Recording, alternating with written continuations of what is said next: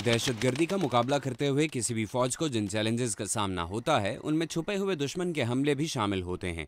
अब ये हमले सिर्फ खुदकार हथियारों से नहीं होते, बल्कि सड़क किनारे रखे गए छोटी साख्त के बमों से भी होते हैं। इसी किस्म के हमलों का सामना पाकिस्तानी अफवाज को और अफगानिस्तान में अमेरिका और नेटो अफवाज को भी है। एलेक बार्कर एक आज़ाद तज्जियाकार हैं। वो कहते हैं कि तालिबान घरेलू साख्ता बमों के अलावा नई टेक्नोलॉजी को भी हमलों के लिए इस्तेमाल कर रहे हैं। हमने इनकी जिद्दत की बात की है। रेडियो कंट्रोल बमों का इस्तेमाल गुज़िश्ता एक दिहाई में बढ़ा है।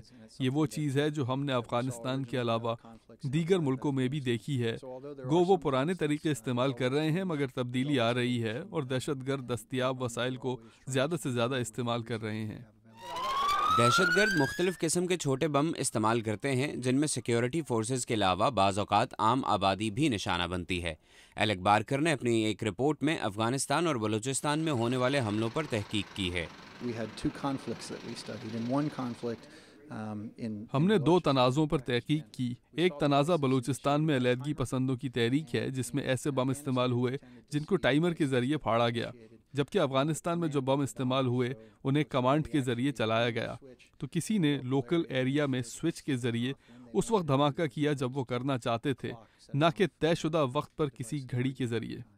आईईडीज़ में मोबाइल फ़ोन्स को भी इस्तेमाल किया जाता है, जिनमें एक मोबाइल फ़ोन बम के साथ लगा दिया जाता है और दूसरे फ़ोन से कॉल करके बम में स्पार्क पैदा किया जाता है। एलेक बार्कर के मुताबिक दहशतगर्द जदीद टेक्नोलॉजी को इस्तेमाल करने में कामयाब हो रहे हैं।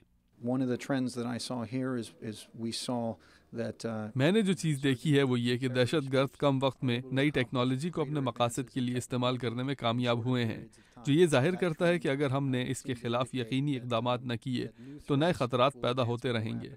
दिफाई माहिरीन का कहना है कि इस किस्म के हमलों को रोकने के लिए घरेलू साख्ता बमों में इस्तेमाल होने वाले ऐसे पुर्ज़ों और अज्जा की सप्लाईज़ पर नज़र रखना होगी, जिन्हें आम घरेलू इस्तेमाल के अलावा बमों में भी इस्तेमाल किया जा सकता है।